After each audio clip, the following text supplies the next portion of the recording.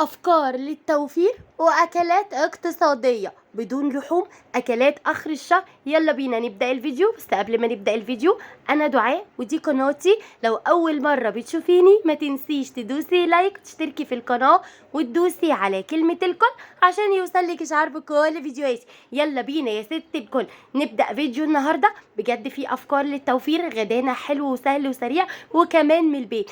صحينا من النوم، فتحنا الشقة وشغلنا القرآن، وكمان دخلت على المطبخ كانوا عايزين يفطروا فطار سهل وسريع كده من عندي. كان عندي حتتين لانشون على بيضاية، قلبتهم على بعض كويس قوي في الطاسة بحتة سمنة صغيرة وعملت لهم سندوتشات. أحلى فطار وفطروا والحمد لله.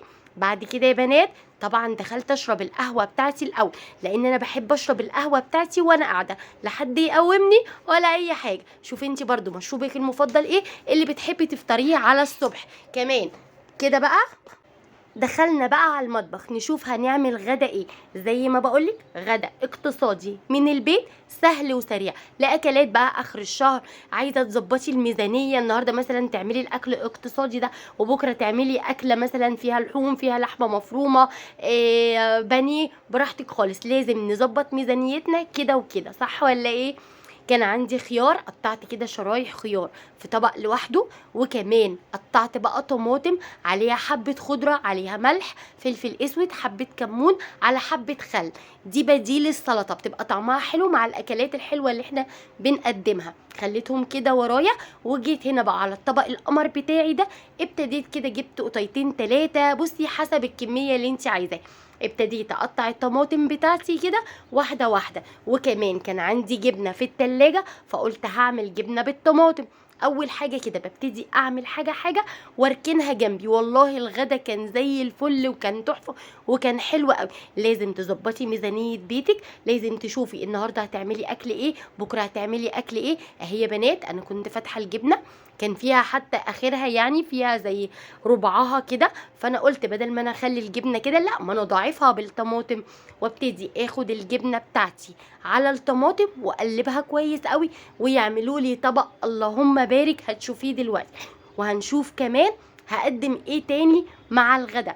بجد لما تقدمي الحاجه بنفس بتبقى طعمها حلوة قوي وبتطلع فعلا من القلب. زي ما قلنا قبل كده في افكار التوفير، اكتبي المنيو الاكلات بتاعك بتاع الاسبوع قبل ما تنزلي، قبل ما تبتدي اسبوعك، علشان تشوفي هتحتاجي ايه من تحت وتظبطي الميزانية بتاعتك. وبنقضيها يوم كده ويوم كده. اكلاتنا كلها توفير، وكمان الميزانيات كلها توفير. بس لو وصلتي معايا لحد دلوقتي وما اشتركتيش في القناة، يسعدني ويشرفني تشتركي عندي في القناة وكومنت حلو منك يا قمر. ولو لسه ما دوستيش لايك دوسي لايك. اهو يا بنات كده خلصت يعتبر الجبنه على الطماطم. هقلبها كويس قوي، وهجيب طبق تاني بقى شكله حلو كده وهقدم فيه الجبنه على الطماطم. ويلا بينا نشوف هنعمل ايه تاني. لو انت عندك جبنه اللي هي القديمه او المش، برضو حلوه قوي من الاكلات الاقتصاديه. قطعي عليها خيار، قطعي عليها طماطم، حبه زيت صغيرين، وبجد اللهم بارك برضو من قطعه صغيره من الجبنه بتعملي طبق حلو قوي. جبنه بقى بالخيار وبالطماطم بتبقى طعمها زي الفل. هبتدي كده نزلت كده، بصي بقى الطبق اللهم بارك حلوه قوي ازاي. بتبتدي تظبطي حاجه حاجه. في حاجه تانية يا بنات كنت جايباها طعمها حلو قوي. الجبنه دي بصي هي جبنه لونها اصفر، تعتبر اللي هي جبنه بالخلطه. بصي هي فيها رومي مبشوره على جبنه بيضه على جبنه حادقه شويه، بس طعمها حلو جدا بجد. انا بحب اجيبها على طول. الطبق ده كان عامل 7 جنيه، حلو جدا برضو، كان اقتصادي. فانا خليته في الطبق بتاعه زي ما هو، بس كنت بظبط الشكل. على فكرة يا بنات طعمها حلو قوي، تنفع فطار تنفع عشاء. والنهارده حطيتها على الغدا، مفيش حاجة بتخسر معانا ولا ايه؟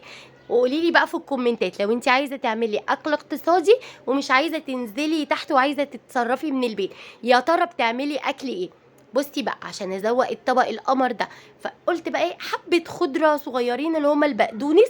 وابتديت كده اظبط الطبق بتاعي علشان يبقى الشكل زي ما قلنا العين بتاكل قبل الفم. يعني بصي حاولي على قد ما تقدري، حتى لو الاكل بتاعك اقتصادي، حتى لو هتقدمي فطار هتقدمي عشاء، قدميه بشكل حلو، قدميه بشكل ان هو يجي لهم نفس ان هم ياكلوه. الطبق اللي ورا ده بقى كنت سلقه بطاطس، عملت بطاطس مسلوقه كده بالكمون وبالزيت وحبه ملح وحبه فلفل اسود والميه، وانتي بتسلقي البطاطس بتحطي فيها مكعب من المرقه، قلبي كويس قوي، هرسي كويس قوي، حبه زيت صغيرين، وكنت قاليه بيضه كده على جنب، بيضه مقليه. وابتديت كده بعد ما نزلت بالبطاطس بتاعتي في الطبق، ابتديت البيض يعني بصي اخليه كده فوق الوش. عايزه تقلبي كله مع بعضه، يعني تقلبي البطاطس مع البيض براحتك زي ما انت عايزه، بس انا بحب ان انا اخلي البطاطس وفوقها البيض كده برضو بيدي شكل حلو، فاهماني؟ ما زي ما قلتلك قدمي الاكل بطريقه او بشكل حلو. عندك بقى بتنجان مخلل طلعي واقليه، عندك مثلا اي حاجه تانية عايزه تطلعيها طلعيها براحتك خالص. بصي الاكل ده مزاجك انت، عايزه بديل البيضه مثلا اللي انت حطيتيها فوق البطاطس تزودي عليها بيضه كمان وتعملي شكشوكه زي ما انت تحبي زي ما انت عايزه. اكتر من كده غدانا ما كانش فيه، كان حلو قوي واللهم بارك. احمدي ربنا واشكريه على النعمه اللي في ايدك. وبصي اي حاجه طلعيها واعملي بيها غدا. الجبنه القمر بتاعتنا دي كان طعمها لذيذ قوي، انا ما كنتش باكل غيرها بصراحه. الجبنه اللي هي الصفرة دي اسمها جبنه بالخلطه ومش عارفه، كان الطبق ب7 جنيه بس حلوه قوي. وادي البطاطس بتاعتنا اللي بالبيض، والجبنه بالطماطم والطماطم المخلله القمر بتاعنا، وشرايح الخيار، وكنت قدمت كمان حاجه ساقعه معاها، وقعدنا بقى اتغدينا. الاكلات اللي انتي بتاكليها بالعيش عارفه بتفتح نفسك على الاخر، بجد بتبقى حلوه قوي. غسلت المواعين، خلصت يومي خلاص، جم بالليل بقى عايزين يتعشوا، عايزين نتعشى كلنا، بس احنا مش عايزين ناكل جبن، عندي فول في الفريزر، عندي كمان عجينه طعميه، فمش عايزين. فقلنا النهارده بقى تغيير، كلنا كلنا اندومي، يعني كلنا اتعشينا اندومي. جبت 5 اندومي كده، كل واحد واحد اندومي بقى ياكلوا كده يتعشى بيه، والله ولا اروع، حلو جدا. انا بعمل لهم الاندومي كلهم، وبعمل الاندومي بتاعي انا في الاخر لاني بحب اكله سخن، وبحب كمان اكله مش مستوي قوي، يا دوب غلوتين 3، وبحطه بقى في الطبق وما فيهوش شوربه كتير، بجد بيبقى روعه. الاندومي عندي زي القهوه كده، يعني ما بحبش حد يقومني وانا باكل الاندومي، ما بحبش حد يخليني اكله بارد، لا. انتي برضو شوفي، روقي عليهم، عايزين ياكلوا اندومي اعملي لهم، عايزين ياكلوا سندوتشات، اي حاجه اعملي لهم بطريقه حلوه وسهله في البيت، بجد هتطلع منك زي القمر. كلنا الاندومي، غسلنا المواعين بتاعتنا، قعدنا شويه، دخلت بقى على المطبخ جري يا بنات، قلت اشرب فنجان قهوه تاني، لاني بجد ببقى مصدعه جدا ان ما شربتش مثلا 2 أو 3 على الاقل، فما بحسش ان انا شربت القهوه. اكلات اقتصاديه، اكلات اخر الشهر، موفره للميزانيه وافكار للتوفير. لو عجبك الفيديو وعجبتك القناه، ما تنسينيش في اللايك والاشتراك وتفعيل الجرس عشان يوصلك اشعار بكل فيديوهاتي.